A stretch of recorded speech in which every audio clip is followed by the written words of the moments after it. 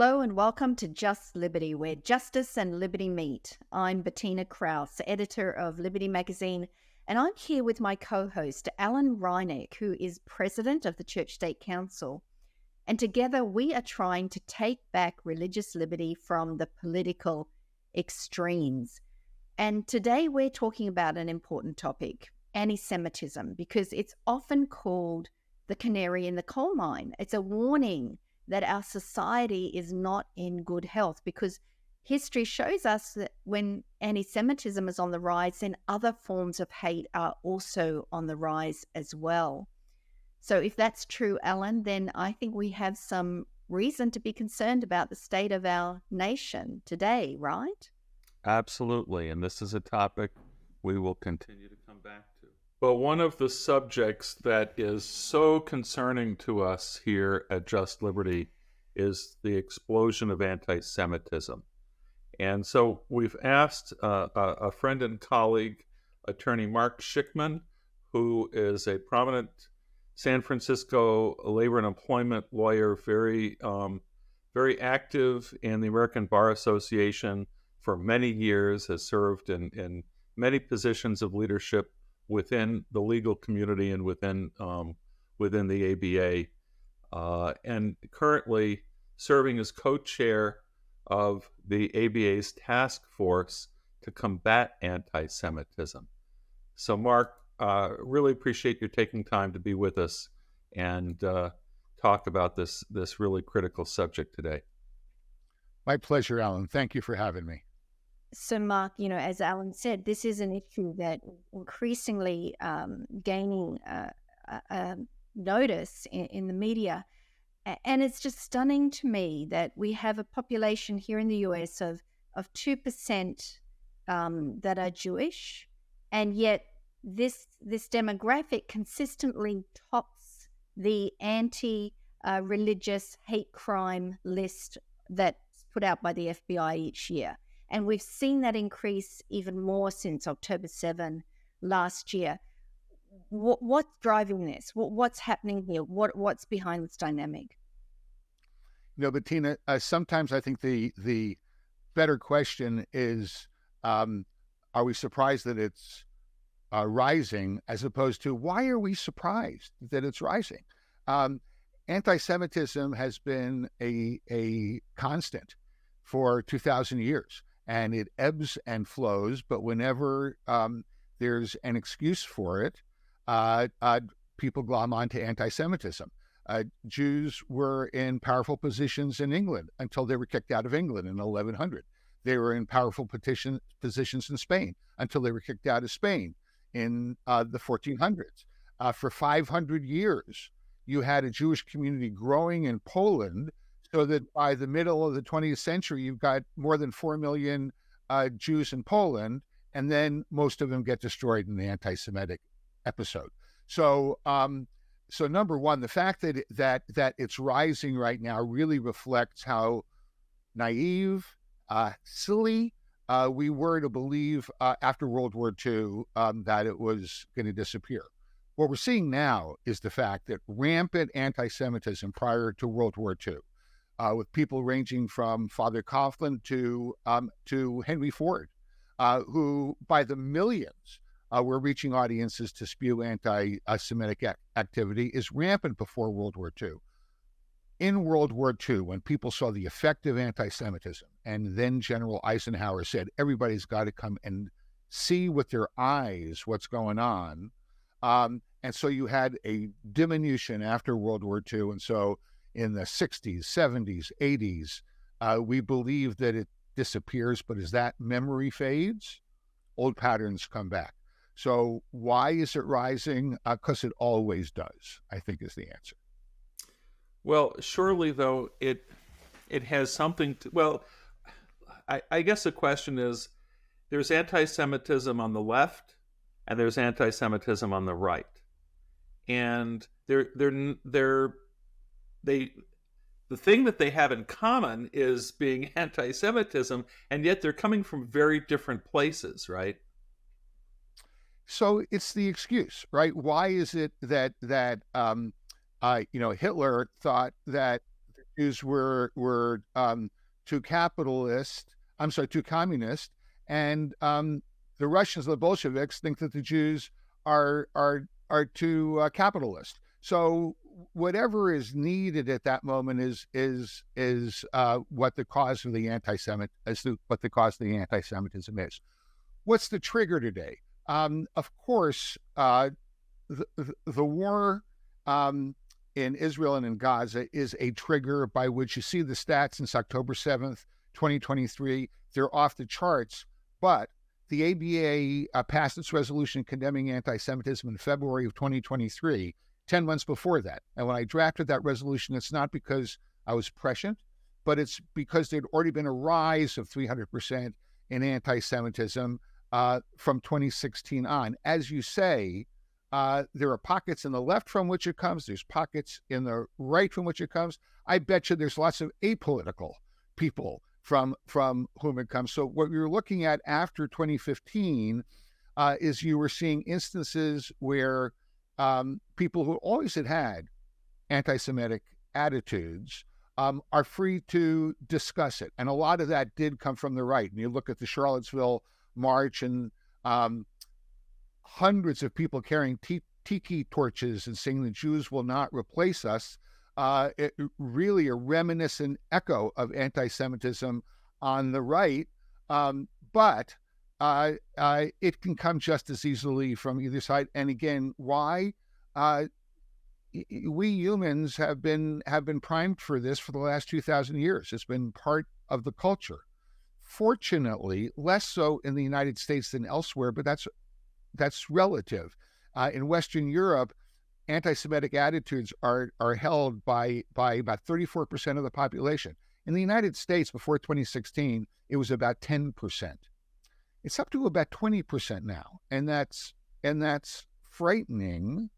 But yeah, from the left, from the right, among anybody who has concerns about, quote, the other, close quote, Jews fall into that category. So here's something that puzzles me, and that is the perennial question that comes up regarding what is anti-Semitism, and we've seen that, especially on with regard to the campus protests and some of the tropes that we're seeing come out of different parts of the media landscape. People are disputing that something is anti-Semitic. I mean, can you define for us what anti-Semitism is? So there are some commonly accepted definitions. There's no single definition that's out there, but there are a number of talismans that tell you about it. Are you demonizing Jews? Demonization is viewed to be an aspect of anti-Semitism. Jews kill children to use their blood. Jews are poisoning the wells of everybody else. So demonization. A second one is the issue of a double standard, that you take behaviors that are accepted by anybody else, but if a Jew does it, then there's something harmful about it. So you do have that double standard as a feature behind it. So you start with a definition that it is a negative perception towards Jews or their institutions. You start from there. And is there double treatment? Is there discriminatory treatment? Discriminatory treatment against Jews or their institutions? It manifests itself in different kinds of ways, of course, because and I think that Alan is probably sending me some notes right now on his computer, but I'll talk about one of the big flashpoints, by the way. Opposing any particular policies of Israel, for example, oftentimes would not be anti-Semitic. Before the October 7th war, there was a big issue over the power of the judiciary in Israel, and there was sharp divisions within Israel. And here in the United States, you had a lot of echoes of that among people who passionately believe that the Israeli judiciary needs to be promoted or it needs to be held back. Those kinds of discussions generally are not anti-Semitic. But when you get existential and you sit there and say, Israel must not exist, and you kind of try to peel down, why is that? Well, we shouldn't have a Jewish state. Why do we need to have a Jewish state? And you sit there and say, well, do you agree then that there shouldn't be any Muslim states either? No, Muslims have got a right to self-determination. Palestinians have a right to self-determination. Jews, no right to self-determination.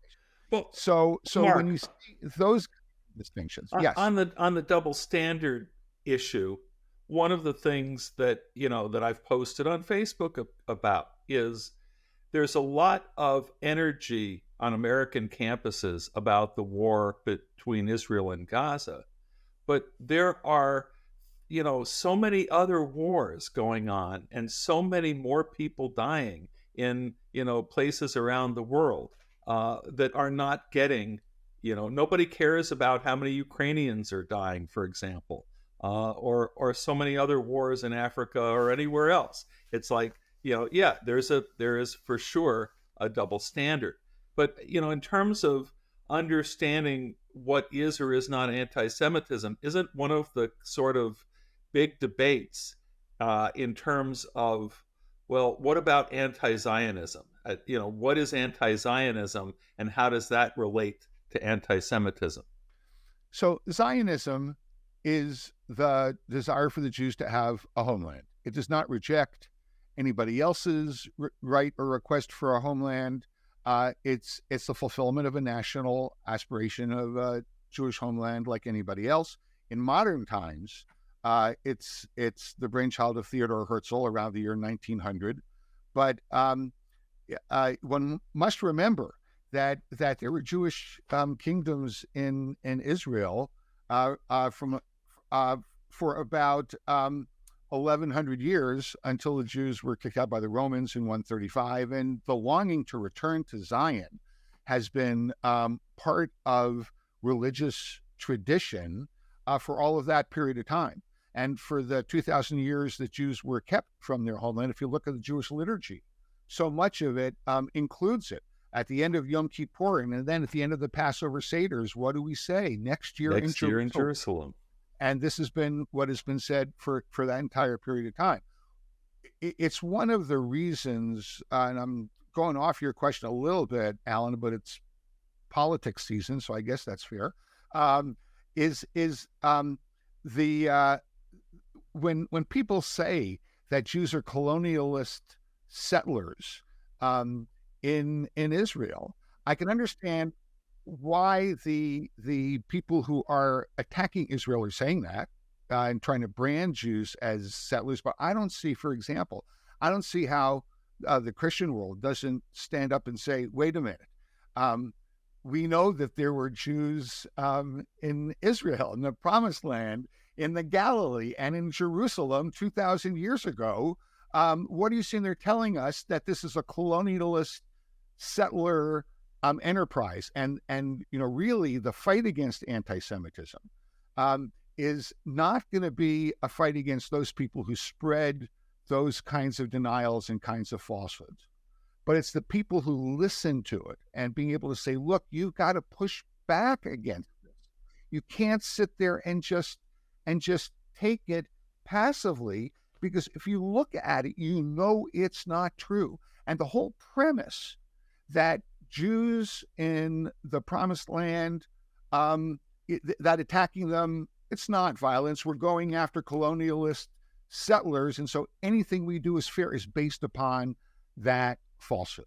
So that's all Zionism is. Zionism says everybody else has got a homeland. Jews deserve a homeland too, and it's really as simple as that. And so when you deny the right of that aspiration altogether, and it's not saying we don't like that government, we don't like this government, we don't like this policy, we don't like that policy, but a return to 1948, freeing the territory from the river to the sea, global intifada to stop this. This is not a tax against policy. It's saying every other peoples on earth can have a home, just not Jews. So to the whole rhetoric about settler colonialism, which just rubs me so far the wrong way. Um, to me, there is a total historical amnesia here, because for what, more than 1,000 years, the colonial power in that region, in the Middle East, has been Arab. And then Turk, of course, with the Turkish Empire, which has been either Arab or Turk, but in all cases Muslim. And so to say that the Jews somehow are now the colonial power, for 50 years or 75 years, when for, more than 1,000 years, the Arab world has been the colonial power, just seems to me a stunning amnesia about, the historical context. But that's something that Americans are famous for, is we don't know anything outside, across the oceans. The oceans insulate us. Thankfully, Bettina came from across an ocean, and we don't know anything about history, and it's to our detriment.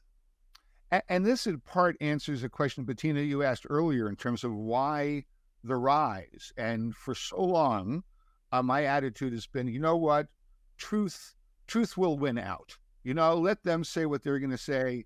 I'll lay out, I'm going to say truth will win out. And the problem today is not just in America, Alan, but everybody, it's not everybody has their own opinion, but everybody asserts their own facts. And if they don't assert facts, they'll make it up. And it had been a problem. Holocaust denial was one of the aspects for a very long time. The notion of saying that there was no Holocaust, Jews are making it up. But what we've seen over the past year in real time is October 7th denial. And I have been on programs out there where a caller calls in and says, of course, there was no massacre of Jews on October 7th. There was no sexual mutilation on October 7th. There were no babies killed. This is all fake footage that Israel and the IDF, and if they had to get dead bodies, it's the IDF who are committing the murders. I have to sit there and listen to people lay that out. And so we have so much that passes for information at our fingertips that we don't know what truth is anymore. And if you don't know what the truth is, you'll believe anything. And that's really where it's coming from. And when you hear why, and again, we talk about the double standard, recognizing these kids on campus, recognizing that every civilian death in Gaza is a tragedy and everyone should be avoided. And to say we decry the deaths in Gaza is perfectly fine, but when nobody mentions that the attack was started with Hamas, when nobody mentions that this ceasefire that's being called for was the condition on October 6th, there was a ceasefire at that point. Nobody mentions that if the fighters got out of civilian neighborhoods, you wouldn't find the civilian casualties. It's the notion of just saying, I don't care what the facts are. I'm opposing the Jewish state, and it's of concern when that happens. I do need to point out, by the way, although thank you for the mention that I do co-chair the ABA's Anti-Semitism task force. I'm glad the ABA is doing this. What I'm saying today is my own opinions. So just I haven't vetted this with the ABA. I think what I'm saying is true. I don't want to paint it with an ABA brush on stuff that's not ABA policy necessarily. So here's the thing, Mark. We have just come off decades since World War II of sort of intensive Holocaust education. I know when I grew up, when I went to school, when I went to university, we had intensive study into the lessons of the Holocaust. Okay, so we've got that background. And now you're saying we're living in an era where everyone has their own facts. People are not, conversant with history, basic historical realities. Assessing all of this, we have not been successful in educating people. So where do we go from here? Or do we just accept chaos? I mean, how do you craft an effective education against anti-Semitism? How do you do that? I think it's very difficult. And when all of these steps were being discussed on a TV interview I saw with Deborah Lipstadt, who's the ambassadorial level representative for the United States government on anti-Semitism, and the question was put, "Will all this education help?" And Lipstadt said, "Well, it won't hurt," which is to say, we have been trying this for a very long time. So the first thing we have to recognize, Bettina, is that we will not stamp out anti-Semitism. It is a constant. It will be there. Try to minimize it. Try to make it not socially acceptable. You try to guard against activity that lays it out. But the first thing you have to recognize is that it would be a compliment to our nation if we could limit it to only, educate people. So there's only 10% of our population that's anti-Semitic. Notice that's about 30 million people. So I can't really, it's not nothing, but you try to keep it down below a certain level. I think the second thing to do is to make sure that people in authority don't get away with anti-Semitic conversations and with anti-Semitic tropes, and recognize what they are, recognize the danger of them, and hold politicians, academic leaders, others accountable when this is going on, and not allow anti-Semitism to be a political football. One example I'll give from my alma mater, Columbia. I think it's a matter of going to the administration and saying, if all this same stuff was going on, but instead of having a banner that said a Hamas banner with the upside down triangle, which is a symbol for there's an enemy Jew here if you want to take them out.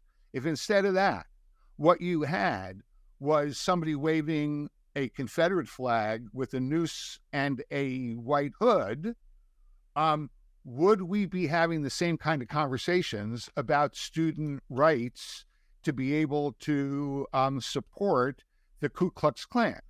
And that's symbology. And if you're not going to support, if you recognize you don't support that, then why aren't you doing the same thing for Hamas, which is one of the most blatantly anti-Semitic organizations on the planet right now?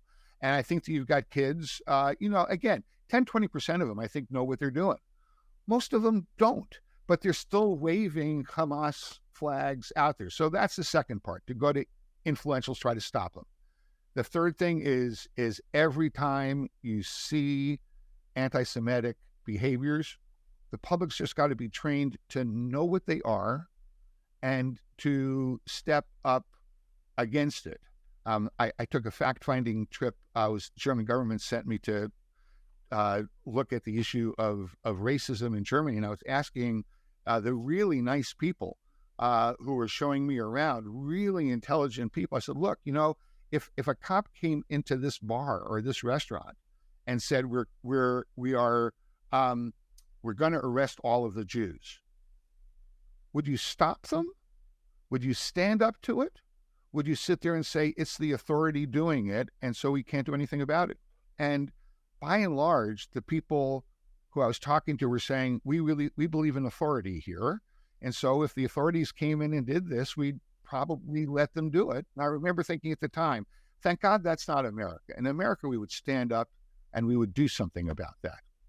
So, Mark, a lot of your comments, for me, raise questions about the limits of free speech and how we reconcile people's rights to express their own facts and their own opinions, no matter how untethered they are from reality.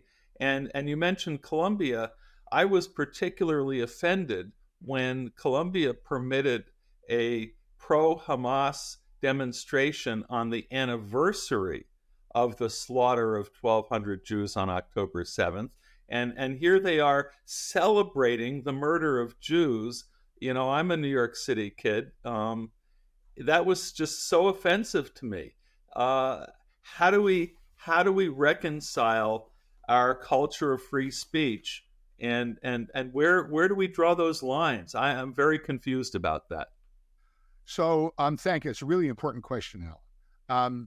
I start by saying I'm a huge proponent of First Amendment protections, and I think that I can. That's something I can say. ABA policy is also very protective of First Amendment protections, and people have got a right to stand on a street corner and say the vilest things. Of course, subject to time, manner restrictions.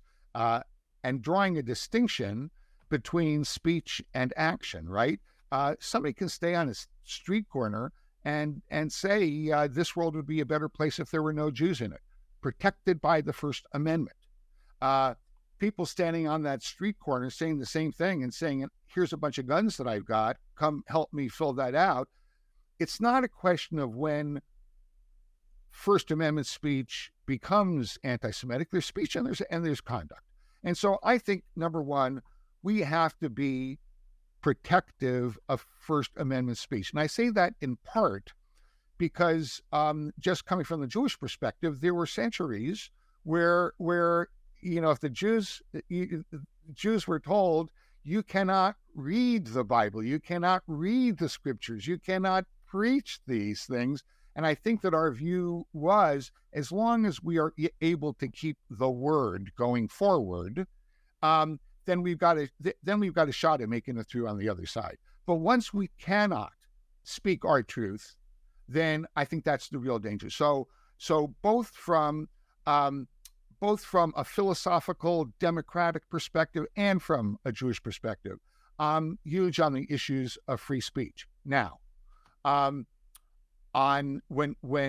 you're on a campus and you're blocking an entrance and you're saying, in order to come through here, you have to take your Jewish star off, or in order to come through here, you need to, a rally breaks up and it becomes a barricade where if you only non-Zionists through here. It's not a question of when free speech has morphed into improper conduct.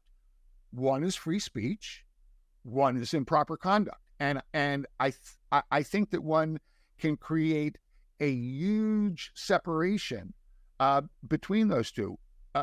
Example I gave, when you go to the house of a Jewish campus trustee and paint Hamas is coming with some Hamas symbols or put a Jewish star up there, this is not you engaging in free speech. This is not free speech activity. This is harassment. It's vandalism, it's assault, there's false imprisonment.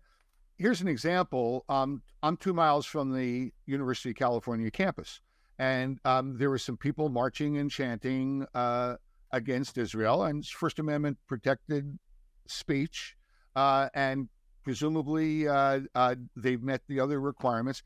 In a building on campus, there were people there was a speech being given by an Israeli columnist to a bunch of people, and these demonstrators came around that building, surrounded it, started pulling on the doors, smashing the windows, screaming death to Israel. And the people in that room had to be escorted through a basement out of that hall.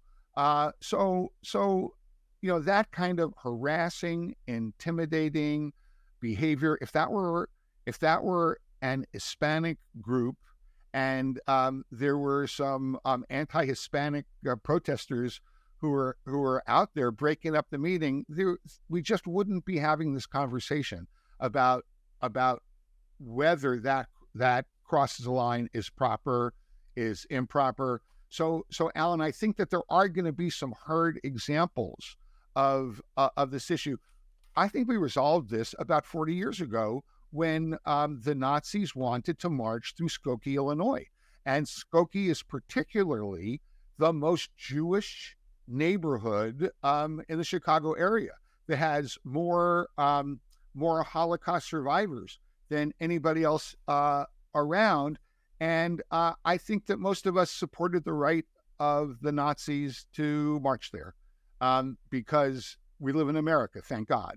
And so it was patrolled. It said, was it harmful to the residents? Yeah. Did the Nazis choose that location particularly to put that fear into those residents? Yeah. Was it First Amendment speech? Yeah. And am I glad that I live in America where that's permitted? Yeah. And that is the perfect note on which to finish our conversation about something that is, it's not just sobering, it is disturbing. And thank you, Mark, for helping us work through some of those issues today. I'm sure it's not the last time we'll be talking about it on Just Liberty. This has been Just Liberty, where justice and liberty meet. I'm Alan Reinach with Bettina Krause. Until next time, do remember that eternal vigilance is the price of liberty.